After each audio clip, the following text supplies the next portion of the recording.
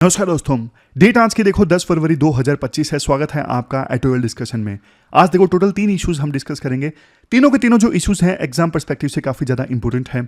सबसे पहले आर्टिकल हम डिस्कस करेंगे। सरकार ने देखो इस बार ना department of science and technology के लिए ना बजट में 28,000 करोड़ रुपए एलोकेट किए हैं। बहुत बड़ा अमाउंट है, लेकिन राइटर ये बोलते हैं, बहुत अच्छा पॉइंट बोलते हैं, देश में देखो फाउंडेशनल इंफ्रास्ट्रक्चर ही नहीं है इतना बड़ा अमाउंट एब्जॉर्ब करने के लिए। और एक चीज सरकार को यह भी क्लैरिफाई करनी चाहिए, पहले जो रिसर्च के लिए पैसे एलोकेट किए उसकी आउटकम क्या इमर्ज होके आई। तो डिटेल से इस आर्टिकल को डिस्कस करेंगे। दूसरा आर्टिकल एम कैनारायनन का है, टेररिज्म 3.0 से संबंधित, टेररिज्म 3.0। तीसरा आर्टिकल फिर एआई एक्शन समिट से संबंधित है। तीसरा जो एआई एक्शन समिट है वो पेरिस में हो रहा है। इंडिया इस एक्शन समिट को को होस्ट कर रहा है। को होस्ट इसलिए कर रहा है क्योंकि फ्रांस कर रहा है एक्चुअल में इस समिट को होस्ट। फ्रांस इंडिया का दोस्त है, तो होता है ना कि कोई फंक्शन हो दोस्त के घर में तो वो अपने निजी दोस्तों को बुला लेता है कि भाई हमारे घर में ना ये बर्थडे है बेटा का, तुम भी आ जाओ। तो उस टाइप में है। तो इंडिया को होस्ट करेगा इस पेरिस एआई एक्शन समिट को, लेकिन इंडिया के पास में जबरदस्त मौका है। कैसे, इस आर्टिकल में डिस्कस करेंगे। डिस्कशन स्टार्ट करें उससे पहले देखो एक चीज पे ना आपका सजेशन चाहिए। एक नया इनिशिएटिव हम स्टार्ट करने वाले हैं। देखो वैसे current affair plus initiative start हुआ था सितंबर में। जिनको नहीं पता उनको बता देता हूं। करंट अफेयर प्लस इनिशिएटिव में ना हम प्री के करंट अफेयर डिस्कस करते हैं, प्लस में स्टैटिक भी डिस्कस करते हैं डेली बेसिस पे। अब ये इनिशिएटिव ना सितंबर में स्टार्ट हुआ था। तो करंट अफेयर प्लस इनिशिएटिव के बच्चों ने ये बोला कि सर सितंबर से पहले के करंट अफेयर हमें डिस्कस करने हैं। दूसरा करंट अफेयर्स जो अभी तक हमने सारे डिस्कस कर लिया है उनको रिवाइज भी करना है। फिर कुछ बच्चों ने ये भी बोला कि सर आने वाले जो 3.5 महीने हैं उनका कैसे इस्तेमाल किया जाए, डेली बेसिस पे हमें कोई टारगेट मिल जाए, हम उन टारगेट को कवर कर लें, सिस्टमेटिक ढंग से अगर तैयारी हो जाए ना तो मज़ा आ जाए।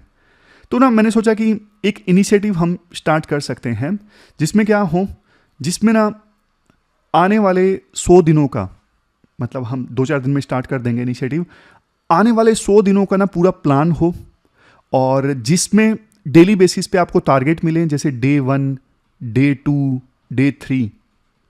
टारगेट में ना आपको 2 चीजें मिलेंगी, एक स्टैटिक मिलेगा, एक आपको मिलेगा करंट अफेयर। तो स्टैटिक है वो आपको खुद से पढ़ के आना है। करंट अफेयर प्लस इनिशिएटिव वाले बच्चों को तो वीडियो भी मिल गई है, वहां से रिवाइज कर सकते हैं या फिर खुद पढ़ सकते हो। आज के समय में कोई दिक्कत नहीं है, जहां से भी आप करना चाहो।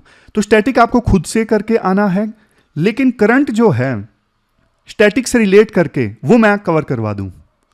फॉर एग्जाम्पल डे 1 में आपको टारगेट दिया है क्या कि आपको ना पार्लियामेंट पढ़ के आना है। तो पार्लियामेंट आप स्टैटिक से पढ़ के आओगे, लेकिन पार्लियामेंट से रिलेटेड जो करंट अफेयर्स है ना वो मैं आपको रिवाइज करवा दूं। उसी प्रकार से डे 2 में फॉर एग्जाम्पल आपको मनी एंड बैंकिंग पढ़ के आना है, बैंकिंग पढ़ के आना है। तो बैंकिंग के आप स्टैटिक पढ़ के आओ, बैंकिंग के करंट अफेयर जो इस प्रीलिम के लिए जरूरत है पिछले 500 दिनों के सारे बैंकिंग से रिलेटेड करंट अफेयर्स मैं कवर करवा दूं। तो ऐसे ऐसे ना डे वाइज पे आपका टारगेट भी कंप्लीट हो जाएगा। स्टैटिक आप करके आओगे, करंट मैं साथ साथ करवा दूंगा, आपको करंट की दिक्कत नहीं रहेगी। और ना लास्ट में कुछ 10 क्वेश्चन या 15 क्वेश्चन का एक टेस्ट भी आपका हो जाए टेलीग्राम पे या फिर कहीं और, वो डिसाइड कर लेंगे। तो इससे फायदा क्या होगा, आपका ना थोड़ा सिस्टमेटिक ढंग से पूरा सिलेबस कवर हो जाएगा, रूटीन बन जाएगा, डिसिप्लिन बन जाएगा। और टेलीग्राम एक ग्रुप बना लेंगे हम उसमें, और उसमें सिर्फ आप सीरियस बच्चे आए और वो सिर्फ ये बताएं कि हाँ भाई हमने टारगेट कंप्लीट कर लिया है, उस टाइप में कुछ। तो ऐसा कोई इनिशिएटिव मैं स्टार्ट करने के लिए सोच रहा हूँ। मैंने सजेशंस मांगे, जो करंट अफेयर प्लस के बच्चे थे उन्होंने अच्छे सजेशन दिए। तो फिर मैं आपसे भी कुछ सजेशंस मांग रहा हूँ, आपके पास में भी अच्छे सजेशंस हैं तो आप दे दीजिए। फिर हम ये इनिशिएटिव स्टार्ट करेंगे और बस यूजफुल हो आपके लिए बढ़िया से, और आप इस बार एग्जाम क्लियर करो। तो वैसे ही सजेशंस आप दीजिएगा। अब चलिए डिस्कशन स्टार्ट करते हैं।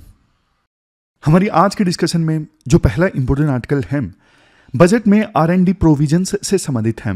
आप देखो सिलेबस में जीएस पेपर 3 में साइंस एंड टेक जो है ना, वहां से इस आर्टिकल को रिलेट कर सकते हो। कल मतलब सैटरडे को जब डिस्कशन हुई थी ना, तो बहुत सारे बच्चों ने बोला कि सर पॉइंट वाइज फॉर्म में ही डिस्कस करो, पॉइंट वाइज फॉर्म में डिस्कस करने से याद हो जाता है।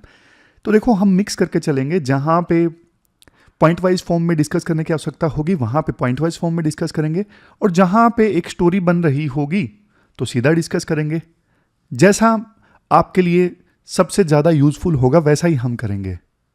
अभी इस आर्टिकल को हम पॉइंट वाइज फॉर्म में डिस्कस करेंगे क्योंकि कोई स्टोरी नहीं बन रही, सीधे सीधे पॉइंट्स हैं जो आंसर्स में आप यूज कर सकते हो। तो स्टोरी नहीं है तो पॉइंट वाइज फॉर्म में करना ही ज़्यादा सही है।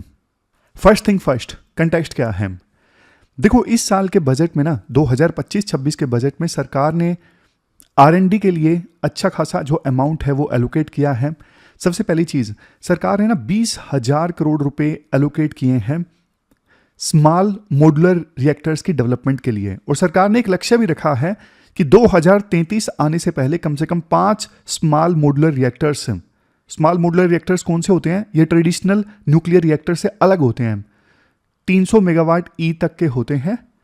इनको मॉड्यूलर किचन की तरह होते हैं, फैक्ट्री में बड़े बड़े मॉड्यूल्स तैयार किए जा सकते हैं और फिर जहां पे लगाना है वहां पे लाके इन मॉड्यूल्स को असेंबल किया जा सकता है। तो 5 हमें देसी स्मॉल मॉड्यूलर रिएक्टर तैयार करने हैं 2033 आने से पहले। इसके अलावा department of science and technology जो है, इसके अंतर्गत सरकार ने अलग से एक R&D and innovation fund announce किया है। तो कुल मिला के देखो, department of science and technology के लिए टोटल जो एलोकेशन है इस बार 28,000 करोड़ का है, मतलब पिछले साल से 3 गुना ज्यादा। सोच के देखो, एकदम से department of science and technology के लिए एलोकेशन 3 गुना बढ़ गया पिछले साल के कंपैरिजन में। और 2023-24 में जितना खर्चा किया था ना, जितना एक्सपेंडिचर एक्चुअल में 2023-24 में हुआ था, उसका 7 गुना इस बार department of science and technology को मिला है। तो ये इंट्रोडक्शन है कि सरकार ने इस बार अच्छा एलोकेशन किया है R&D के लिए। इसके बाद राइटर एक प्रॉब्लम के बारे में बताते हैं। देखो हमारे देश में ना प्रॉब्लम जानते हो क्या है? हमारे देश में प्रॉब्लम ये है, प्राइवेट सेक्टर जो है वो कम कंट्रीब्यूट करता है R&D में। आप दूसरे देश अगर देखोगे, आप USA देख लीजिए, आप चाइना देख लीजिए, साउथ कोरिया देख लीजिए, इन देशों में ना प्राइवेट सेक्टर 50% से ज़्यादा 60% के आसपास कंट्रीब्यूट करते हैं R&D में। बट हमारे देश में ना गवर्नमेंट ज़्यादा कंट्रीब्यूट करती है R&D में और प्राइवेट सेक्टर की तरफ से कंट्रीब्यूशन कम रह जाता है। ये देखो, प्राइवेट सेक्टर की तरफ से कंट्रीब्यूशन R&D में यानी रिसर्च एंड डेवलपमेंट में हमारे देश में है 36%। ओवरऑल 2020 में हमने कितना कंट्रीब्यूट किया रिसर्च पर, R&D पर? सिर्फ 0.64% ऑफ GDP। ये देखो लोएस्ट था 1995 से लेके 2020 आते आते, इतना कम कंट्रीब्यूशन R&D को। और पिछले 5 सालों में, 2020 के बाद पिछले 5 सालों में प्राइवेट सेक्टर ने यानी बिजनेस एंटरप्राइजेस ने ऑलमोस्ट 40% कंट्रीब्यूट किया है R&D में, और बाकी 60% कहां से आया है? सरकार की तरफ से। यानी अभी भी प्राइवेट सेक्टर की तरफ से कंट्रीब्यूशन कम है। 2020-21 का ये डेटा है।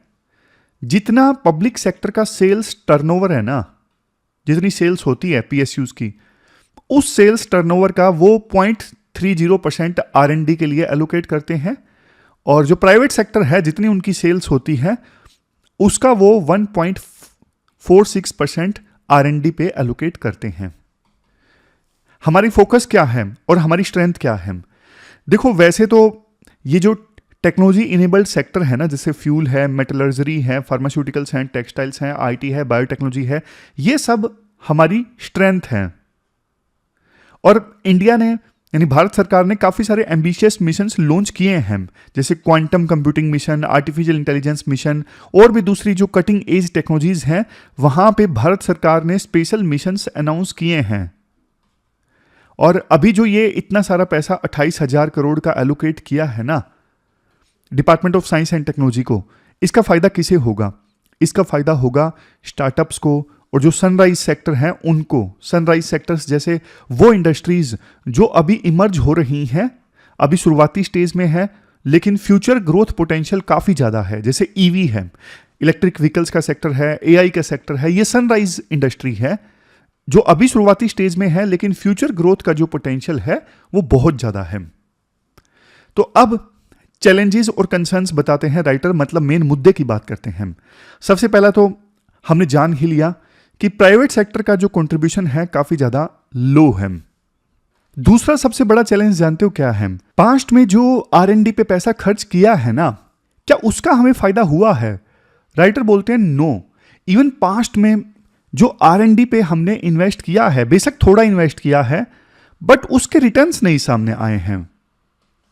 ऐसा नहीं कि उस रिसर्च से हमने इंटेलेक्चुअल प्रॉपर्टी कुछ जनरेट कर ली हो और उस इंटेलेक्चुअल प्रॉपर्टी के बेस पे अब मार्केट में प्रोडक्ट्स आना स्टार्ट होंगे।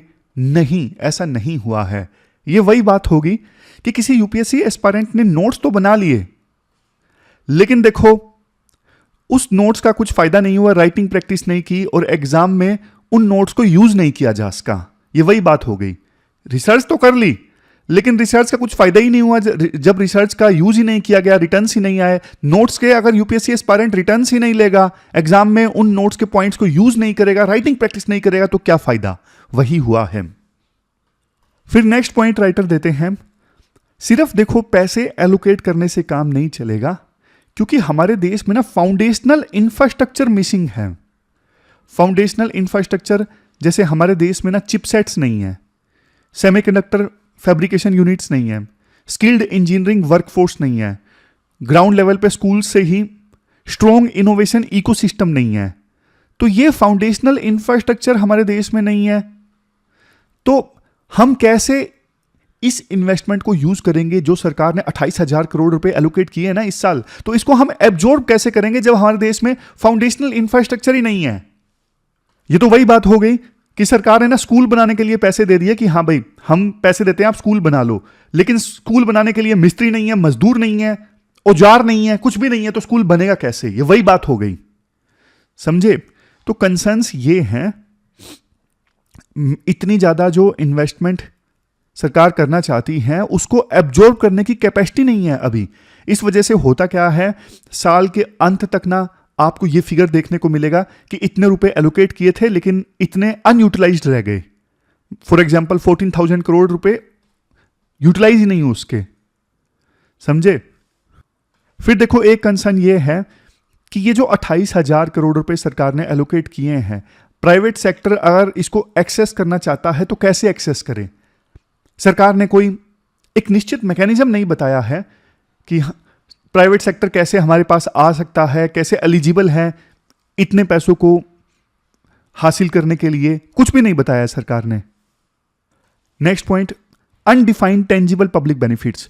जब देखो इतना पैसा सरकार एलोकेट करती है ना, तो पब्लिक को भी दिखना चाहिए कि भाई इतना पैसा हमने एलोकेट किया है तो इसका बेनिफिट कहां पे हुआ है, क्या हमने ऐसा डेवलप कर दिया है रिसर्च की सहायता से, ये जनता को भी दिखना चाहिए ताकि उनको कॉन्फिडेंस आए।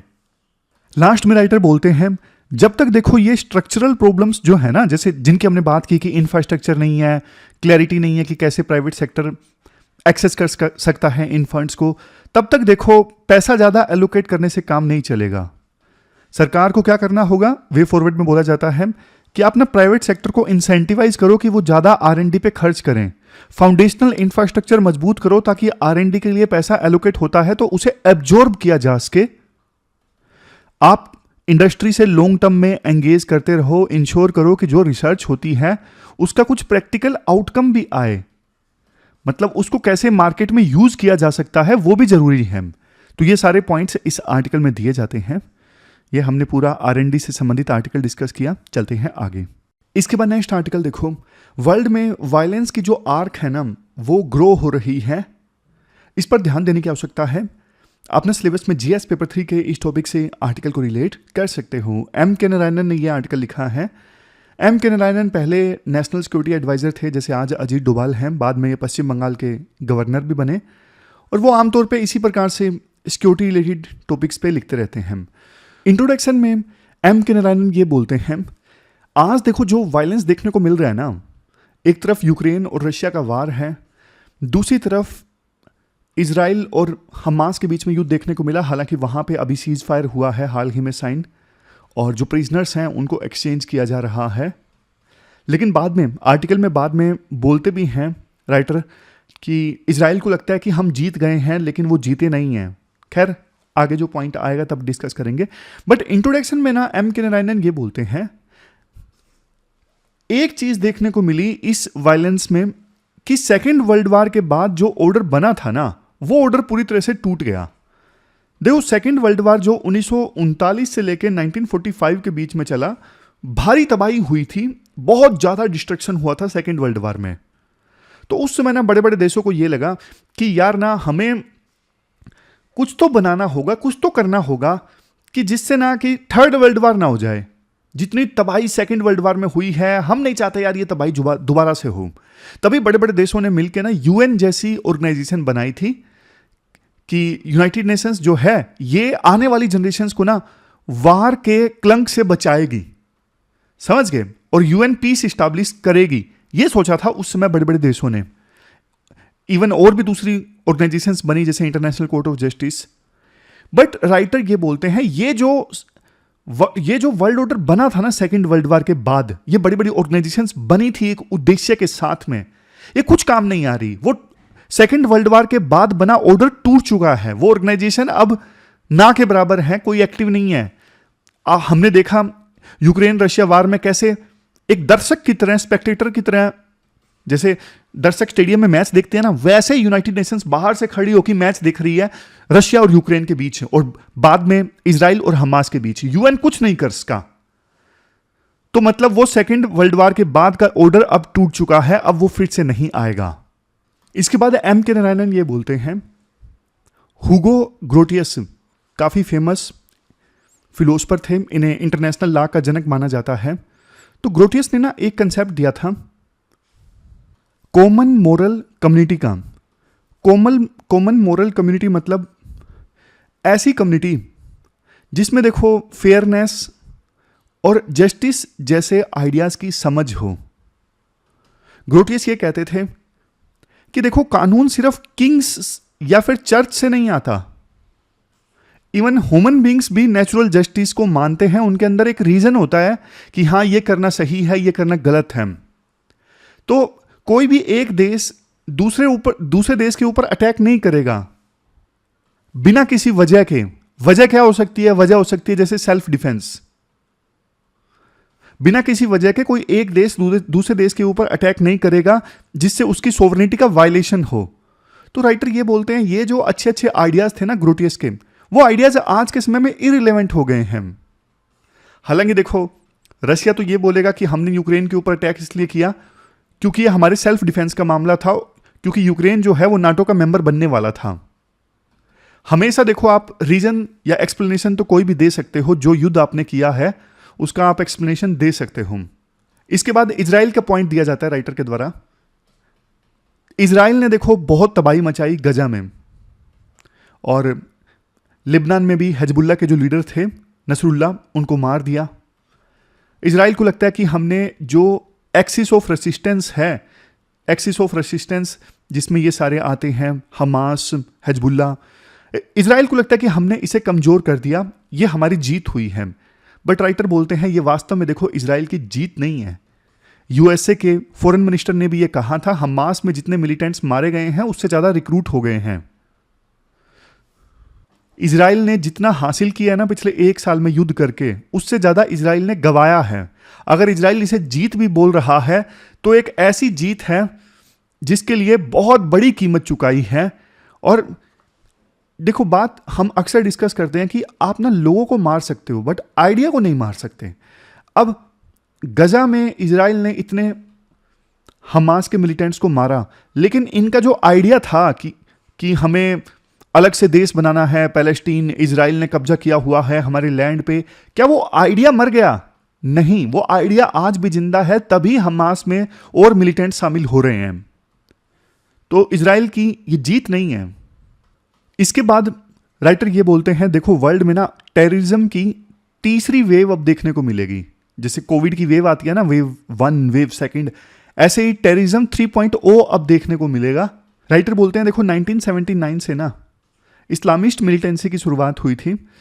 उस समय जहां ईरान में इस्लामिक रेवोल्यूशन देखने को मिला था, वहां पे जो शिया प्रभावित मिलिटेंसी इमर्ज होके आई, और अफगानिस्तान में सुन्नी प्रभावित इमरजेंसी जो थी वो इमर्ज होके आई। अफगानिस्तान में फिर तालिबान बना, तालिबान ने लड़ाई लड़ी, अफगानिस्तान की सत्ता पर तालिबान काबिज हुआ। तो ये टेररिज्म 1.0 था। उसके बाद टेररिज्म 2.0, टेररिज्म 2.0 में अल-कायदा और इस्लामिक स्टेट इन सब का इमरजेंस हुआ। इस्लामिक स्टेट ने इराक और सीरिया के इलाकों पर कब्जा किया। और अब राइटर बोलते हैं अब देखने को मिलेगा टेररिज्म 3.0। ऐसा लगता है कि जैसे ना अल-कायदा और इस्लामिक स्टेट जो है वो अब खत्म हो चुके हैं, लेकिन राइटर बोलते हैं ऐसा है नहीं। तालिबान के राज में ना अल-कायदा के जो ट्रेनिंग कैंप्स हैं फिर से लगने स्टार्ट हो गए हैं। आज अफगानिस्तान में इस्लामिक स्टेट एक्टिव है और इस्लामिक स्टेट आज के समय में पाकिस्तान में टेरर अटैक कर रहा है।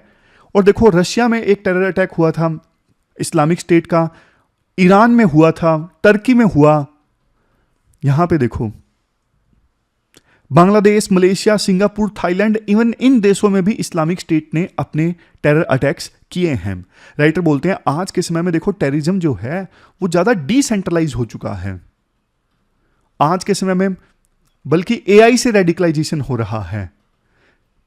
आज के समय में खतरे खत्म नहीं हुए हैं, टेररिज्म के बढ़ गए हैं। पहले देखो इंटरनेट आया था तो इंटरनेट के माध्यम से यूथ को ना रेडिकलाइज किया जाता था, बट आज रेडिकलाइज करना और भी ज्यादा आसान हो गया है। आज के समय में लोन वोल्फ अटैक्स ज्यादा देखने को मिल रहे हैं। लोन वोल्फ अटैक मतलब जैसे एक तो होता है कि ऑर्गेनाइजेशन कोई अटैक करती है और पूरा मिल के कोऑर्डिनेटेड अटैक होता है। एक होता है कि कोई पर्सन जो इस्लामिक स्टेट की आइडियोलॉजी से ज़्यादा प्रभावित है और आइडियोलॉजी से प्रभावित होकर उसने अकेले ही अपने दम पे अटैक कैरी आउट कर दिया जो उसके बस में था। जैसे ट्रक लेके वो भीड़ में घुस गया। तो इस प्रकार के जो अटैक्स होते हैं ना वो होते हैं लोन वोल्फ अटैक। अकेले मिलिटेंट ने कर दिया, अकेले आतंकवादी ने उस अटैक को कैरी आउट कर दिया और कोऑर्डिनेशन नहीं था बहुत सारे लोगों का। ऐसे अटैक्स को रोकना बहुत मुश्किल होता है क्योंकि देखो इतनी भीड़ में कब कोई पर्सन किस आइडियोलॉजी से ज्यादा प्रभावित हो जाए, किसी के मन में क्या चल रहा है वो किसी को पता नहीं लग सकता ना। तो लोन वोल्फ अटैक्स को ना रोकना बहुत मुश्किल होता है, समझ गए। राइटर ना बहुत सारे एग्जाम्पल्स देते हैं। अब देखो ये जो एग्जाम्पल्स हैं ये हमारे काम के नहीं है वैसे, मतलब इनको हम आंसर्स वगैरह में यूज नहीं कर सकते। जैसे राइटर बोलते हैं लास वेगास में ट्रंप जिस होटल में रुके थे ना उस होटल के बाहर टेस्ला के एक साइबर अटैक में ब्लास्ट हुआ, साइबर ट्रक में सॉरी। लास वेगास में ट्रंप के होटल के बाहर एक साइबर ट्रक में ब्लास्ट हो गया और ड्राइवर जो थे वो यूएस आर्मी के फॉर्मर स्पेशल फोर्सेस के मेंबर थे। फिर इसके अलावा देखो जनवरी 2025 में ही एक और अटैक हुआ, ओरलियंस ट्रक अटैक। इस ट्रक अटैक में क्या था, एक पर्सन जिसका नाम था शमसुद्दीन जबर, उसने ना वो एक ट्रक लेके भीड़ में घुस गया, 14 लोग मारे गए और उस ट्रक पे ना ISIS का काले रंग का झंडा लगा हुआ था। और ये शमसुद्दीन जो था वो IT स्पेशलिस्ट था। तो जाहिर तौर पे ये इस्लामिक स्टेट की आइडियोलॉजी से प्रभावित होकर अटैक था। तो ऐसे अटैक्स ना पहले ना फ्रांस में, इटली में, मतलब यूरोप के देशों में देखने को मिल रहे थे जब इस्लामिक स्टेट पीक पे था। यूएसए में भी अब इस प्रकार के अटैक्स होना बहुत चिंता की बात है क्योंकि यूएसए में आमतौर पे सिक्योरिटी बहुत टाइट रहती है। यूरोप के देशों में बल्कि सिक्योरिटी उतनी टाइट नहीं रहती है। और एक और चिंता की बात यह है एक्स मिलिट्री के लोग भी टेरर अटैक्स में शामिल हो रहे हैं। मतलब समझ गए, यानी एआई और मॉडर्न टेक्निक से नए रिक्रूट्स जो हैं वो टेरर अटैक्स को ज्वाइन कर रहे हैं, इवन एक्स मिलिट्री के लोग। तो लास्ट में देखो राइटर यही बोलते हैं, देखो पहले ना क्या था, ये सऊदी अरेबिया जैसे जो देश थे ना ये भी सुन्नी रेडिकलाइजेशन को सपोर्ट करते थे, मदरसाज वगैरह को बहुत पैसा देते थे क्योंकि ग्लोबल जिहाद लाना चाहते थे। बट आज के टाइम में ये देश जो है ना सऊदी अरेबिया, यूएई, ये ग्लोबल जिहाद के आइडिया से इन्फ्लुएंस्ड नहीं है। बट सुन्नी रेडिकलाइजेशन जो है वो अपने आप बढ़ रहा है, समझ गए। मतलब राइटर कहते हैं टेररिज्म खत्म नहीं हुआ है, सिर्फ नया अवतार ले रहा है। अल-कायदा, इस्लामिक स्टेट जैसी ऑर्गेनाइजेशन से इवोल्व हो रही हैं। एआई और सोशल मीडिया एक नए टेरर वेव का टूल अब बन रहा है धीरे धीरे। क्या करना चाहिए, डिजिटल रेडिकलाइजेशन पे कंट्रोल करना होगा, AI based counter terrorism strategies अपनानी होगी और वेस्ट एशिया की पॉलिटिकल डायनामिक्स का ठीक ढंग से एनालिसिस होना चाहिए। इजराइल की जो जीत हुई है उसके क्या मायने हैं, उससे क्या हो सकता है, विभिन्न देशों के बीच में इंटेलिजेंस शेयरिंग और ग्लोबल कोऑर्डिनेशन पे ध्यान देना होगा। तो ये सारे काम विभिन्न देशों को करने होंगे, तभी टेररिज्म की नई वेव टेररिज्म 3.0 को रोका जा सकता है। तो ये पूरा आर्टिकल हमने डिस्कस किया। चलते हैं आगे। इसके बाद नेक्स्ट आर्टिकल देखो एआई एक्शन समिट के बारे में है। आप सिलेबस में जीएस पेपर सेकंड के इस टॉपिक से आर्टिकल को रिलेट कर सकते हो। देखो पिछले हफ्ते हमने शशि थरूर का आर्टिकल डिस्कस किया था, जिसमें वो बोल रहे थे कि या तो आप टेबल पर बैठे हो, अगर आप टेबल पे नहीं बैठे, रूल नहीं सेट कर रहे हो, तो फिर आप मेन्यू में हो, मतलब आपको दूसरों के द्वारा बनाए गए रूल्स को फॉलो करना होगा। लगता है इस बात को सरकार ने भी पढ़ लिया। खैर ये तो मजाक की बात है। हुआ क्या है, हुआ ये है एआई का एक्शन समिट ऑर्गेनाइज हो रहा है 10 और 11 फरवरी को पेरिस में, और इंडिया इस एआई एक्शन समिट का ना को चेयर है। को चेयर मतलब फ्रांस के साथ मिलके इंडिया इस पेरिस एआई एक्शन समिट को होस्ट कर रहा है। एक्चुअली मेजबानी तो देखो जाहिर तौर पे फ्रांस को करनी थी, बट फ्रांस और इंडिया के आपस में मित्रता है। फ्रांस ने इंडिया को भी इनवाइट कर लिया, आ जाओ यार हमारे घर में फंक्शन है, तुम भी आ जाओ, मिलके मेजबानी करेंगे। तो उस टाइप में ये कुछ हुआ है। एआई एक्शन समिट, ये पहला समिट देखो यूके में ऑर्गेनाइज हुआ था 2023 में। यूके के समिट में फोकस किया गया था एआई सेफ्टी पर। पहला एआई एक्शन समिट ऑर्गेनाइज हुआ था 2023 में यूके में, और फोकस किया गया था एआई सेफ्टी पर। फिर इसके बाद अगले साल साउथ कोरिया में एआई एक्शन समिट ऑर्गेनाइज हुआ 2024 में। इसमें किस चीज पे फोकस हुआ? इसमें फोकस हुआ एआई रिस्क मैनेजमेंट, इसके साथ साथ एआई को लेके मल्टीलेटरल कोलैबोरेशन, मतलब विभिन्न देश आपस में कोलैबोरेट करें एआई को लेके। तो ये सब तय हुआ था। इसके बाद देखो अब फरवरी में 10 और 11 फरवरी को, यानी आज से स्टार्ट है, तीसरा एआई एक्शन समिट ऑर्गेनाइज हो रहा है। कहां पे? फ्रांस में, पेरिस में। और इस बार का फोकस किस चीज पे है? इस बार का फोकस है इनोवेशन, गवर्नेंस और पब्लिक इंटरेस्ट एआई पर। ये देखो इनोवेशन पे फोकस होगा, एआई में इनोवेशन, पब्लिक इंटरेस्ट एआई और future of work, AI governance. इस बार के एआई एक्शन समिट में इन सब चीजों पे फोकस होगा। देखो आज के समय में जो एआई है ना, इसमें ज्यादातर डेवलप्ड नेशंस जैसे यूएसए, यूरोप, चाइना, इन्होंने डोमिनेट किया हुआ है। और ग्लोबल साउथ यानी जो गरीब देश है ना, वो अभी भी एआई का फुल पोटेंशियल यूज नहीं कर पा रहे हैं। भारत अभी तक की देखो एआई सेफ्टी डिस्कशंस में काफी एक्टिव रहा है। भारत का अपना एआई सेफ्टी इंस्टीट्यूट आने वाला है। शशि थरूर जो बोल रहे थे उस दिन कि इंडिया का अपना एआई सेफ्टी इंस्टीट्यूट नहीं है, लेकिन अब इंडिया अपना खुद का national AI safety institute establish करने वाला है। इसके अलावा देखो G20 में pro innovation regulatory governance approach पे भारत ने फोकस किया। मतलब एआई सेफ्टी और एआई इनोवेशन दोनों के बीच में बैलेंस होना चाहिए, ऐसा इंडिया की सोच थी। यही स्टैंड इंडिया ने G20 समिट में लिया। इसके बाद में GPAI यानी global partnership on artificial intelligence, ये एक मीटिंग थी, दिसंबर 2023 में हुई थी, इंडिया ने होस्ट किया था। इसमें भी भारत ने ना इक्विटेबल एआई रिसोर्सेज की मांग उठाई थी।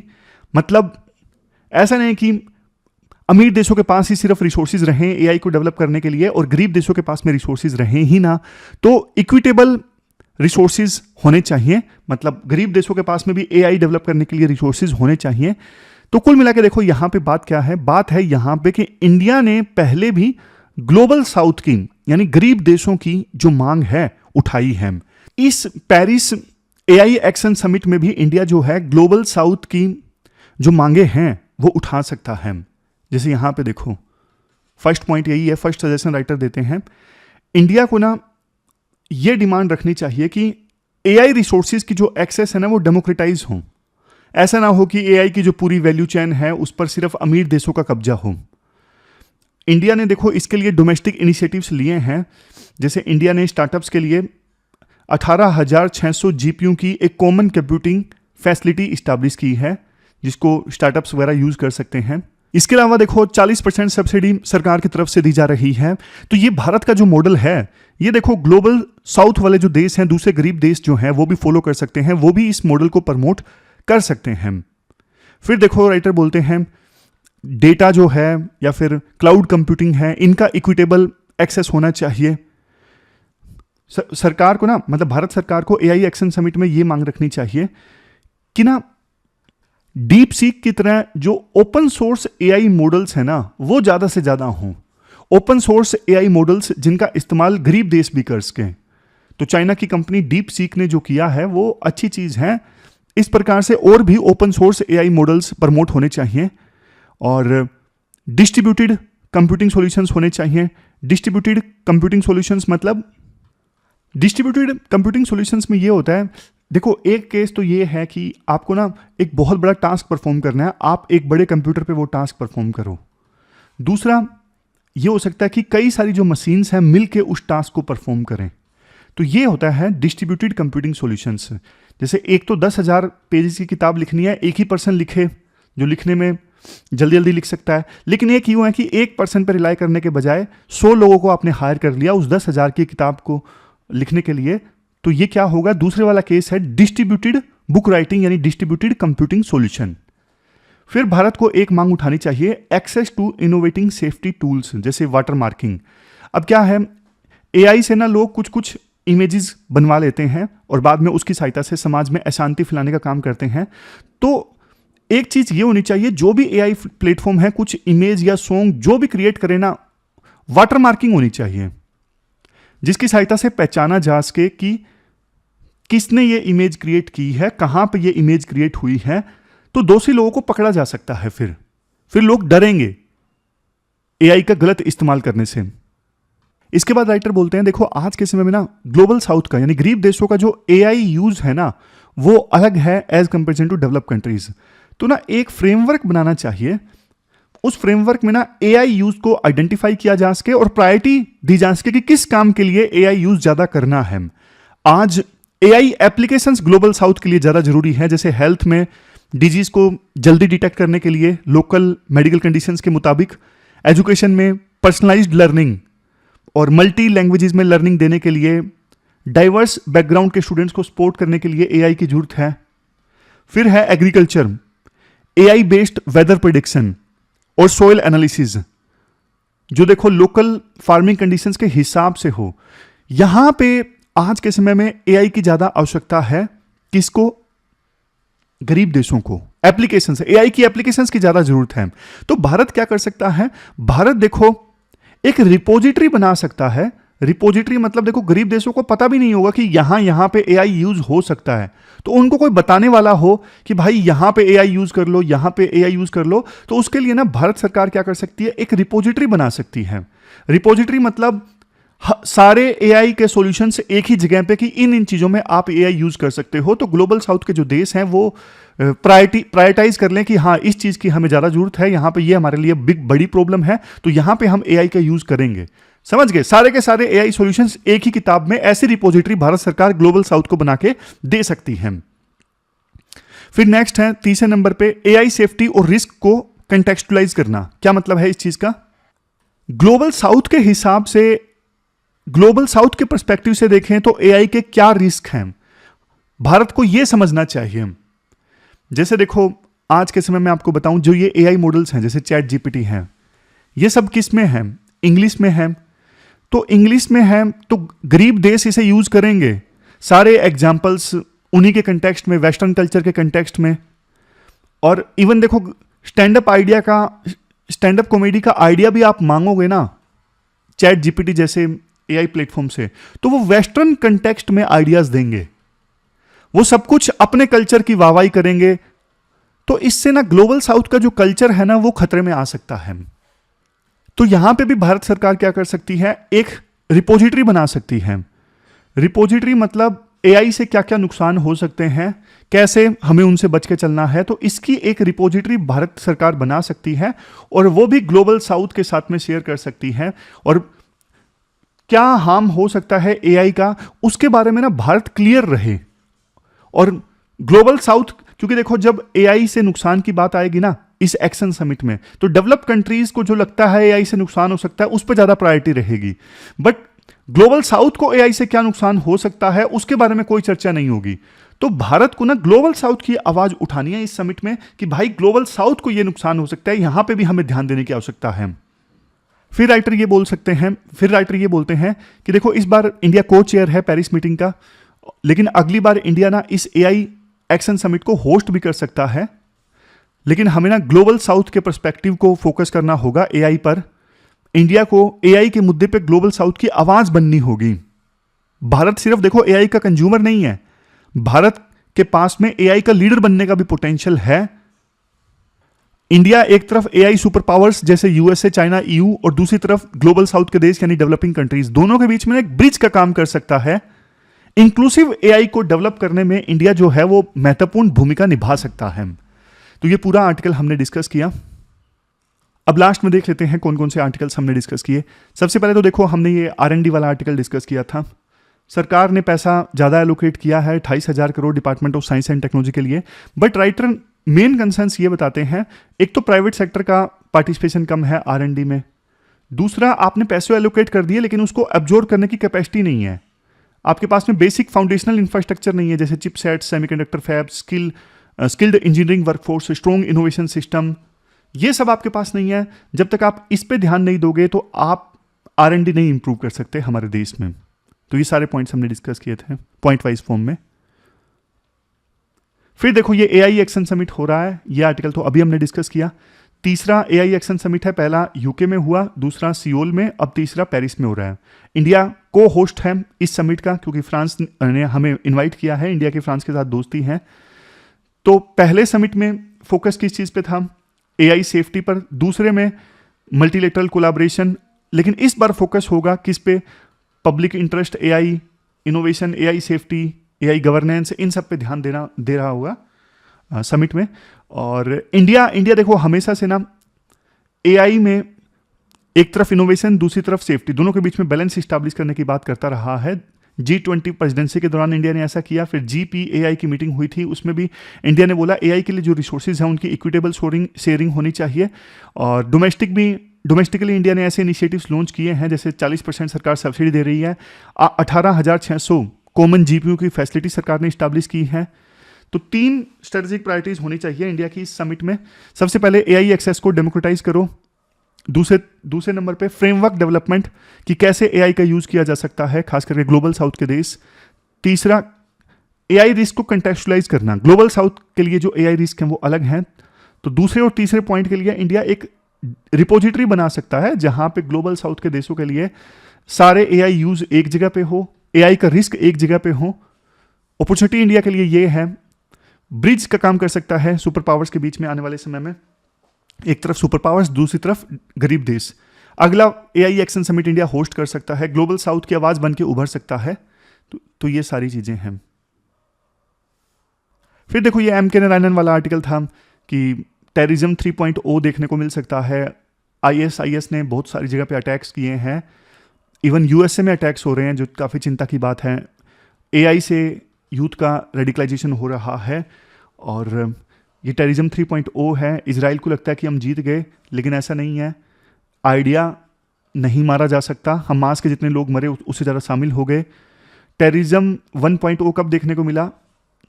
जब देखो 1979 में अफगानिस्तान में और ईरान में इस्लामिक रेवोल्यूशन के बाद में, फिर तालिबान उभर के आया टेररिज्म 1.0 में। फिर देखो अल कायदा और इस्लामिक स्टेट उभर के आए टेररिज्म 2.0 में। अब 3.0 है। इस्लामिक स्टेट और अल कायदा मरे नहीं हैं, इन्होंने अपने आप को इवोल्व कर लिया है बदलती सिचुएशन के हिसाब से। आज के समय में लोन वोल्फ अटैक्स ज़्यादा हो रहे हैं, तो विभिन्न देशों को आपस में इंटेलिजेंस शेयर करनी होगी और मिलकर काम करना होगा। ये सारी चीज़ें हमने डिस्कस की। AI based counter terrorism strategy अपनानी होगी। लास्ट में क्वेश्चंस देख लीजिए, 2 क्वेश्चंस आपको अटेम्प्ट करने हैं। पहला देखो एआई से संबंधित है और दूसरा बजटरी एलोकेशन इन आरएनडी से संबंधित है। तो ये दोनों क्वेश्चंस का आंसर आपको देना है। दोनों क्वेश्चंस का आंसर आपको 250 वर्ड्स में देना है। दोनों 15 मार्क्स के क्वेश्चन हैं। तो ये थी हमारी आज की डिस्कशन। कल मिलते हैं फिर से एक नई डिस्कशन के साथ। तब तक आप अपना ध्यान रखिए, अच्छे से पढ़िए। Thank you very much for discussion.